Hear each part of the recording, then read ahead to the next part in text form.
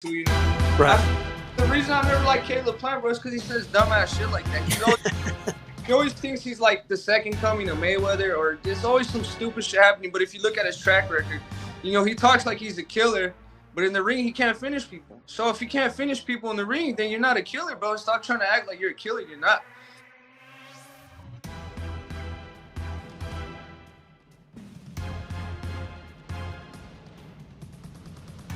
I'd actually like to talk about a guy who's about the same age as you, but maybe people don't really realize it. You're just way more experienced than he is. Hector Berlanga. This is a guy who's getting a lot of hype right now. What are your thoughts on him? Is that somebody that you might fight? I mean, definitely, if we can make that fight happen. I mean, me and my team, we tried to make that fight happen in our last fight. So I mean, we didn't really get no reply or nothing.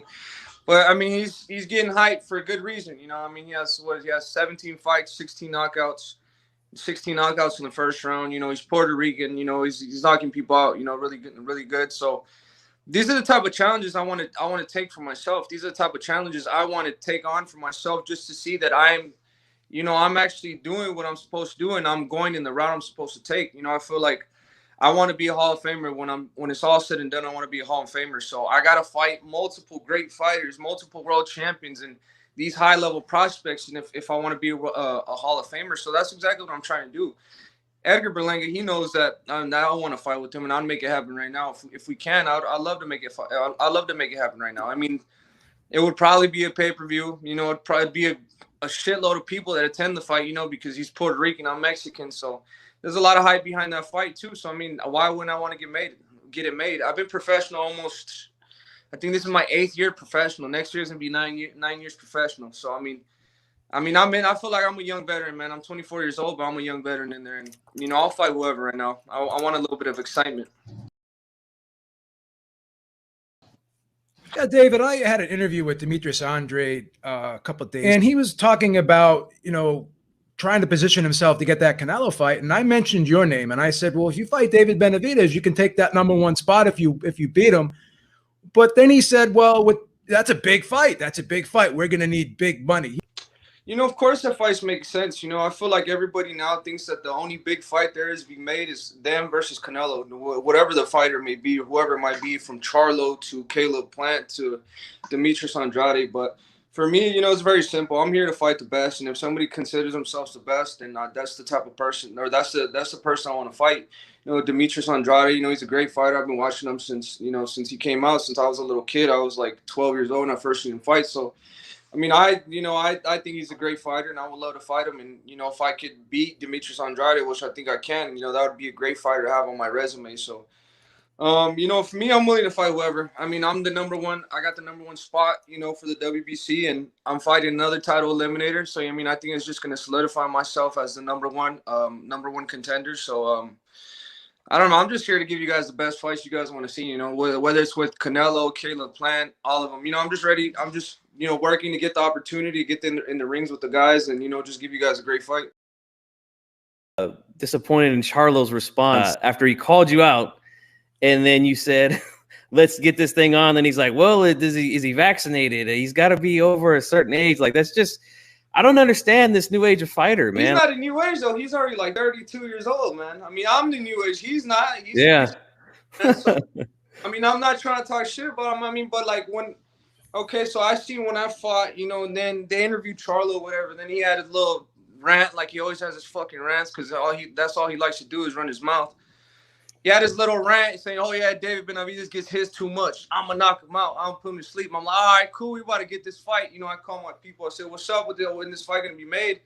Like, no, we didn't hear nothing. This guy's just talking shit. And then after saying that he's not going to fight, he's not going to move up to 168, that he doesn't want to put his life on the line, that he doesn't want to mess up a potential fight with him and Canelo. Honestly, I feel like Jermall Charlo, he's the last in the line to probably fight with Canelo. You know, Canelo don't even mention the name. He's not even in the weight class where Canelo's actually, you know, campaigning in right now. But if you wanted to get close to that fight, I'm right here. You know, I don't think Canelo would have had a problem fighting the winner of David Benavidez or of me and Jermall Charlo, because it would be a great matchup, and it'd be a great, you know, it'd be it could have been like a title eliminator, and then the winner fights for the title for the WBC. That's exactly what I thought was gonna happen. I thought it was gonna be a great setup, and I was obviously getting ready for that. But then you see the type of fight he took. Who is he fighting? I mean, no disrespect to the person he's fighting, but I mean, I think I've only seen Montiel fight once. He's a good fighter too, but come on, Charlo needs to step it up a little bit, man. Okay, Canelo aside, who would you like the most in the fall or December? Yeah, Charlo, man. That's the fight I still want to get. And I'm gonna be talking a little bit more shit to maybe put a little pressure on this dude to hopefully he accepts the fight. I mean, I've been hearing that he's gonna come up to 168, so man, hopefully Charlo. Who else we got? Caleb Plant, be a great fight. Berlanga. Those are 3 great names right there that I'd love to take. I'll definitely take those fights, in a heartbeat. The GOAT is asking, what is your response to Plant saying in an interview today he tried to make the fight happen with Samson, turned down the fight down because he said David wasn't ready for Plant and he needed more time? Bro, and you believe that? No. That's his fucking mouth, bro. If you would have made the fight happen, you think I would have denied the fight? No. I mean, there's a lot of people are just out here lying and stuff, bro. It's just if you guys don't want to fight, just don't try to fucking make up lies saying that you try to send me a contract. And if you would have tried to, okay, why is that barely coming out now that he's saying that? If that fucking whatever the video he was talking about was like 4 years ago, why is he saying that now? I mean, it's always a fucking excuse after excuse.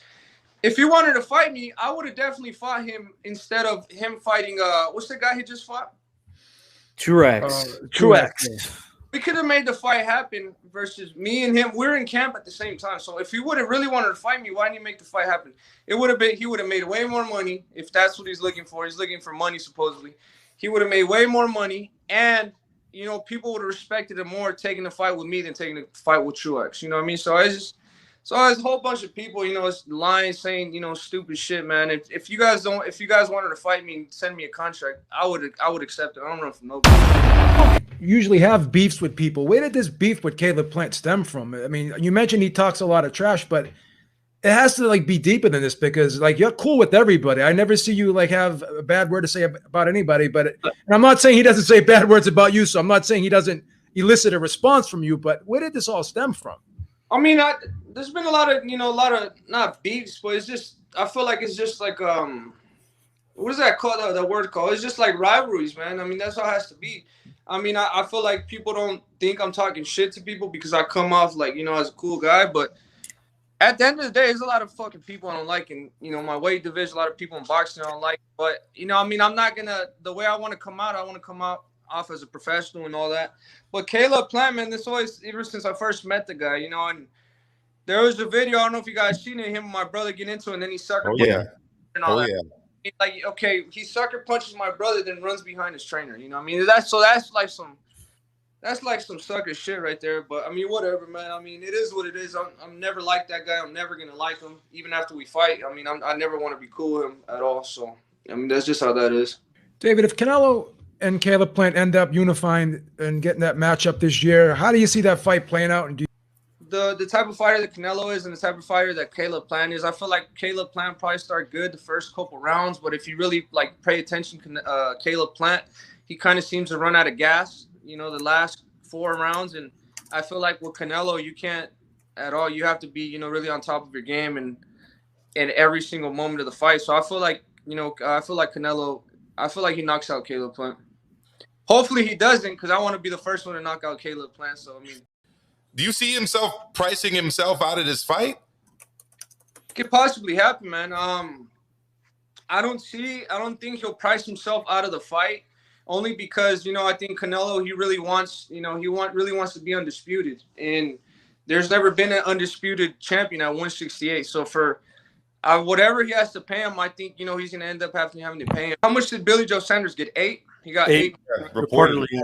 I think that's more than enough for him. I mean, what did Caleb Plant fight his last fight? $750,000. Plant's argument is, right, and without putting words in your mouth, I want to know what you think, but this is what he said. He said, you know what? This fight, I should get paid more than Billy because this was for undisputed. I really, honestly, I don't know what to say to that, bro. I mean, it's undisputed. Okay, I mean, I understand the magnitude in the fight, but Canelo's bringing the other belts. He's bringing all the other belts. He went out and got him. This guy only had one belt. So I mean, I don't understand what he's trying to make it seem like he's the, he's the one that went and collected all the belts, where they got 2 and 2. Right. The reason I've never liked Caleb Plant, bro, is because he says dumbass shit like that. He always thinks he's like the second coming of Mayweather, or there's always some stupid shit happening. But if you look at his track record, he talks like he's a killer. But in the ring, he can't finish people. So if you can't finish people in the ring, then you're not a killer, bro. Stop trying to act like you're a killer. You're not. Okay, he fought. Okay, since he won the title from Muskateki, bro, he's fought nothing but weak ass fucking competition, bro. Like it's ridiculous. Like he fought. Was it Mike Lee? He fought Feigen Buns. Truax. That's it. That's it. What the fuck, bro? What is that?